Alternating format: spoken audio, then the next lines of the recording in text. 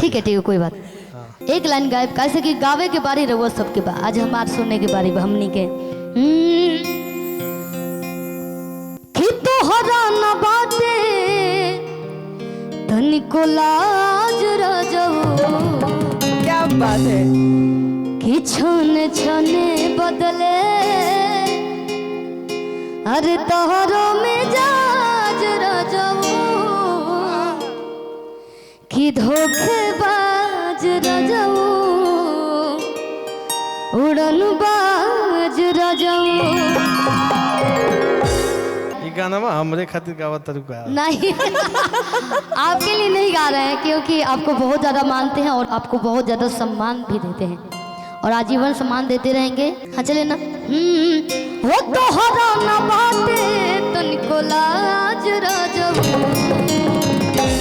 सब लोग ताली बजाइए, अखाड़ा हो जाओ एकदम एकदम।